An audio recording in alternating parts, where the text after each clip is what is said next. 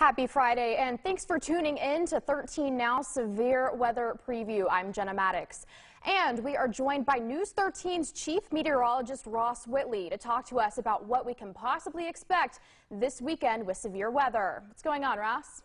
Yeah, never fun to talk about severe weather, but that is exactly what we are doing once again today, and unfortunately, it is going to be something that you're going to have to pay attention to. We're going to start off here with a little surface analysis. I always like to do this, start this kind of stuff off. What's going on out there at the current moment? We've got that low pressure system already starting to set up shop out into Texas and Oklahoma, and that is step one to set the preview here for what we are eventually going to see. So high pressure's been in control the last couple of days. That's sliding off to the east. You've noticed the wind out there out of the south and east. That is priming the atmosphere for us as this warm front does lift through. You'll notice that there's also already a severe thunderstorm watch across Texas, as well as a tornado watch across parts of Texas and Louisiana, and a new tornado watch across central and western parts of Oklahoma, as well as the panhandle of Texas there. This system is going to be working its way toward us, and the SPC has already put in place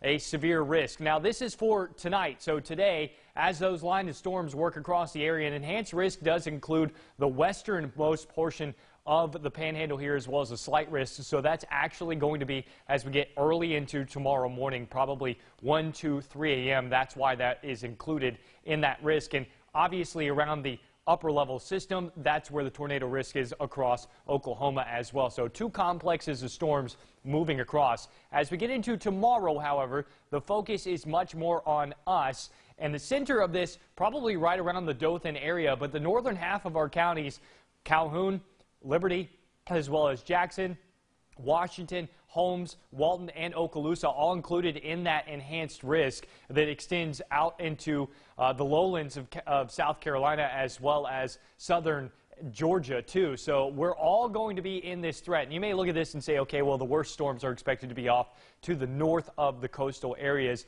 And I will say, don't really pay attention to the colors here because we are all in that severe risk. It's just the greatest risk of severe weather is slightly off to our north. That doesn't mean that it won't happen across our area. It just means where the greatest risk lies is slightly off to the north of the area. It still includes a large portion of the counties in our viewing area and across the panhandle here. So what's going to happen from now into then? Well, the storm's already breaking out, as I was just showing you, across Texas, Oklahoma, and Louisiana. Complex of storms should develop along that warm front and follow the warm front into Georgia as well as South Carolina. That's what the initial severe threat is for overnight tonight. As we get into the morning hours, we're going to be talking about a line of storms developing, working across that enhanced risk, as well as into our area. This is going to be feeding off the instability of the day, and then eventually a cold front will clear us out as we get into Sunday and high pressure takes control. But to break down our Saturday just a little bit further, we're going to have to take a closer look, and this is exactly what we should expect on timeline. Now, there's two scenarios here. One scenario is that complex that's developing as we speak, moves into our area as we get into the early morning hours, so that could be as early as, say, 9, 10 a.m. where we have storms working across the area. The other scenario is we're not seeing any storms until we get into the afternoon and evening. That's the first scenario we're going to look at here. As we go through the rest of tonight, the wind should continue to pick up or should stay consistent out of the south and east. Might squeeze out a shower, but no severe weather tonight. It's not until tomorrow morning that storms really start to work into the picture.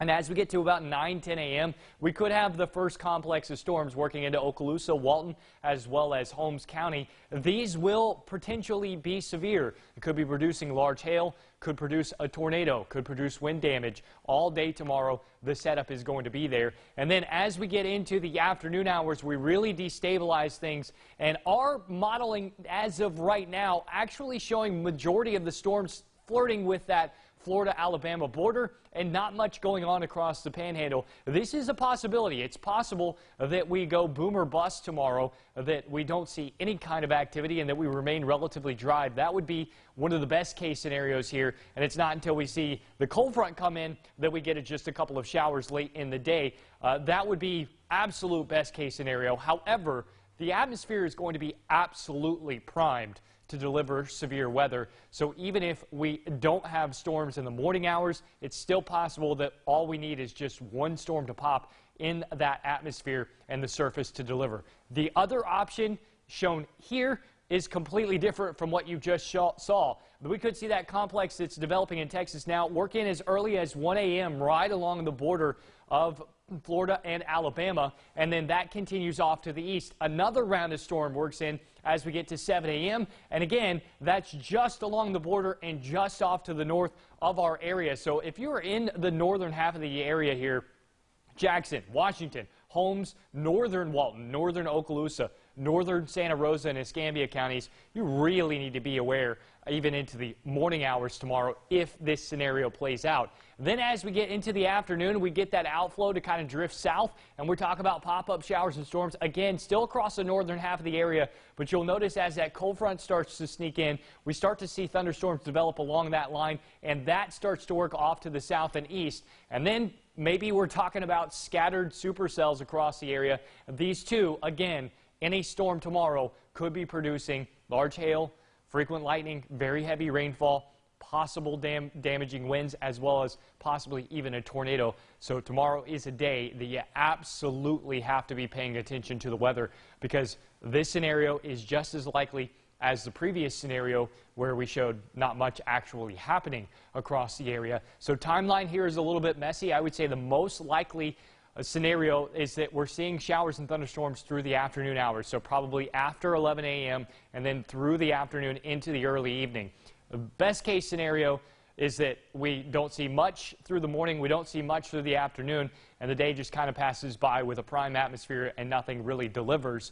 Worst case scenario, kind of this one, where we're talking about storms around through most of the day and any of them being capable of producing significant weather, not clearing out until we get to about 10 o'clock on Saturday night. So the overall severe threat here, the tornado threat is still relatively in the low category because it's only 5%, but 5% is better than 0, and that's 5% with a tornado within 25 miles of any given location. So do the math in your head. It's actually relatively significant. And our wind threat, a 15% chance of damaging wind. Same type of math there, a 15% chance of damaging wind gust within 25 miles of any given location. So that's what we're looking at. And yes, even hail is possible through the day tomorrow, much like what we saw as we went through that event last week. So tomorrow, definitely a day that you got to have that app ready. You got to be handy. You got to be paying attention to the weather. Have multiple ways to receive those warnings as we go through our Saturday. That means our weather app, the Storm Track 13 app, as well as a weather radio. If you've got one, that's also a great place. The internet is a great place until you lose power, as well as TV. Also a great place to get warnings, and make sure you got those emergency alerts also turned on your phone, just in case you do get those warnings. You want to have a plan now before that happens. So make sure that you got a plan in place before tomorrow happens. But that's what we're looking at as far as the severe weather threat. I'm going to open it up now to some questions that we're getting in now. And so Jenna is going to direct me to those questions, and we're going to do the best we can to answer those for you. That's right, Ross. We are still continuing to get questions from our viewers on social media, but I think one of the most common questions is this going to be a lot like the storms from April 10th, 2 weeks ago, with the severe thunderstorms, the tornadoes and the water spouts, that kind of thing? Yeah, so I think everyone has this natural want to compare two events to each other. Every system is different, every setup is different, just much like when we have tropical weather. We always say, don't compare to the last storm, but we all do it anyways. We try to compare, say, our next system to Hurricane Michael. Well, we're never going to see another Hurricane Michael. We're never going to see another Hurricane Opal. We're never going to see another Dennis. We're never going to see another Ivan. That's because all these storms move in different ways. They have different dynamic setups. They're pulling in moisture. I mean, even if you took Michael and reran the same scenario over and over and over again, but just changed the angle of impact along the coastline, you would have a completely different storm. And that would be the exact same storm, just moving at a different angle. So this is one of those similar things as well. This is obviously a dynamic setup, but no, it's hard to compare the two. A, this one hasn't happened. B, the other one already has, and the dynamics are completely different. So I would say it is possible that tomorrow is as bad as what we saw a couple weeks back. It's also very possible that we don't see much at all out of this scenario. Just because the atmosphere is ready to go and can deliver something destructive doesn't mean it will. And the same is true on the opposite end of the logic. Just because it can doesn't mean you shouldn't be prepared for it because it can. So that means that it's possible that we have something play out like we did 2 weeks ago. So I hope that answers the question. I know that was probably an overcomplicated answer, but that's the best I can do for the scenario that we're in now. No, that's great. And a couple people are asking, should we cancel out our outdoor plans for this weekend? What do you have to say to those people? I would say pay very close attention to the weather. Definitely check in with updates tonight as well as we go through the morning hours tomorrow, because things can change, and we're just now, as you see on the map beside me, just now getting the convection out there that the modeling is putting in place. So all of these storms just popped up over the last 4 hours, which means the modeling 4 hours ago, you notice no storms there. As you move things forward, you see all the storms start to pop up. So the models that ran that we just showed you those scenarios on, they are not showing with any of this convection in there as the initialization, meaning that these weren't in the models when those models started to run. So all of these complexes will develop and move off to the east as we go through the rest of this evening, and the modeling will continue to get better. So it is possible that those storms that are out there around Bryan, Texas, back down to Houston and Lake Charles, move off to the east and move into our area much sooner than what we are saying being the afternoon and evening being the prime timeline. It's possible that we get those storms much sooner, and if we do, then obviously the activities tomorrow are not going to happen. You know, that's just the way it is. The weather is forecasted to be bad, so the weather could be bad. It also couldn't. So again, I'd hold off on canceling the plans unless it's just like absolutely mandatory that everything's being done outside. If you have an option to do something inside versus outside, I would definitely lean toward the inside activity, because outside tomorrow the weather could be nasty. I got you, Ross. Thank you for that. And then there are other people that are talking about just kind of being afraid of the severe weather that's coming through. What kind of tips do you have for safety during severe weather? Yeah, I think most of us are probably prone to have that anxiety, and I think anxiety stems from lack of preparation. So the more prepared you are, the better you're going to feel about an impending event. Now, it's never fun to go through severe weather, but if you are prepared, you're at least have the mindset, okay, that I know how to handle this. So I would say have a designated area to go to if a tornado warning is issued. That means a lowest level of your home, most interior room. A closet or a bathroom is usually that room, a room without windows. So again, a closet or a bathroom is usually that room. You want to store flashlights, pillows. If you have bike helmets, you want to put those in there as well. If you've got boots or shoes that you like to wear outside, you want to put those in there too. Ahead of that system. You know, water, snacks, all of those things are good because you don't know how long you're going to be in there. Most times you're probably only going to be in that safe area for maybe 10, 15, maybe 20 or 30 minutes as the storm does pass on through. But you want to be prepared just in case a tornado does hit your location. If it does, you want to be as safe as possible, and those are the things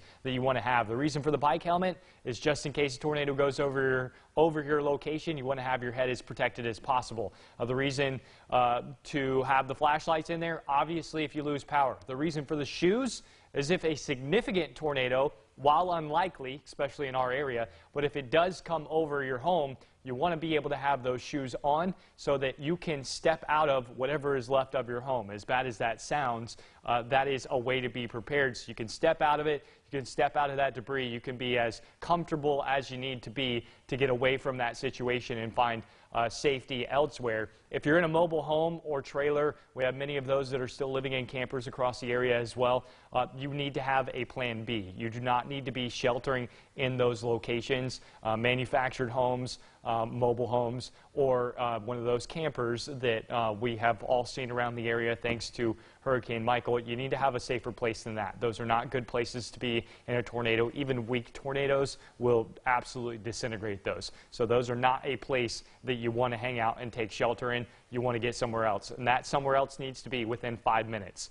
Most lead time on tornadoes is about 15 minutes. So if you can get to a safe location within 5 minutes, then you're probably going to be in a good, secure location by that point. So that's probably the best preparation tips that I can give as far as right now as what you need and what you can take and to feel a little more prepared. I will say on the side of storm anxiety, if you think about a tornado, the relatively geographical area that it takes up, so the overall area it consumes, is relatively small. The chances that you're actually going to be hit by a tornado are very, very small. Even in these events where we're talking about tornadoes being potential, it is really, really unlikely that you are specifically impacted by a tornado. But because there is that chance, because it can happen, you got to be prepared for it. Thank you so much for those tips, Ross. And right before we wrap up, can we just do one more look over of the line of storms that are coming through for tomorrow and kind of the time frame? People are tuning in. Some people are coming in to tune in now, and they're asking when these storms might hit and just kind of the direction they're going in. Right, yeah, absolutely. So we'll step things back over here to the graphics. So if you'll take, yeah, perfect, you got me. You're reading my mind back there. We're looking at the storms now. This is how things are developing. I'm going to pause this for you here. And basically what we have is we have a dry line back here. We've got an area of low pressure that's developing through there. And this is the warm front. So storms right here at the moment are not severe because they are what we refer to as elevated. The storms down here are severe, but they are working on basically the sea breeze that has lifted north, as well as the warm front that is now also progressing off to the east. So these are the storms that at the current moment do have that severe threat to them. Obviously not an impact for us yet. What is going to happen is that we have to watch these storms and see where they go as far as how eastward they make it. So one scenario is that these storms track in that direction. Another scenario is that these storms track in that direction. And then it's not until we get basically the cold front back here into our area where you see really no activity other than one lone storm in Mexico that is developed as of yet.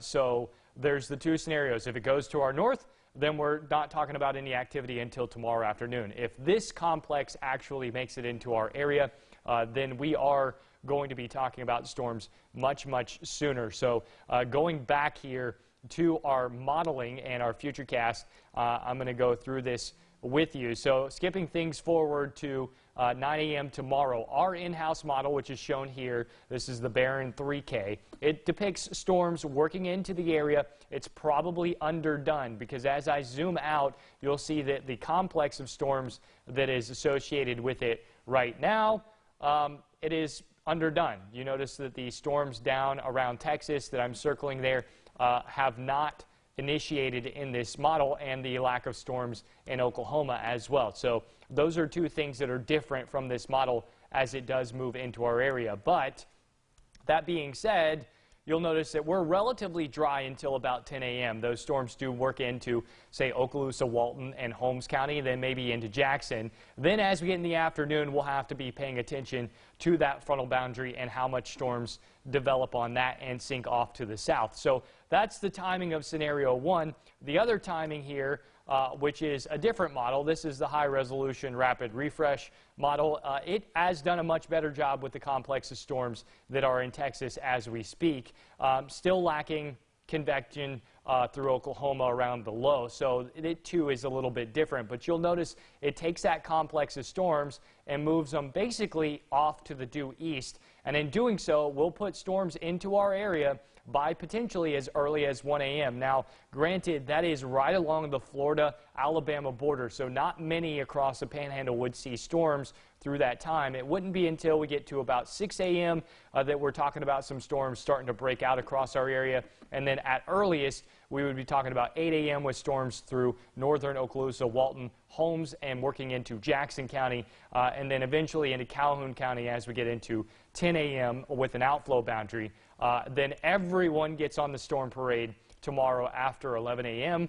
And going through the afternoon hours, we continue to see rounds of thunderstorms, which could be severe. Each and every thunderstorm tomorrow until we get to about 9-10 p.m.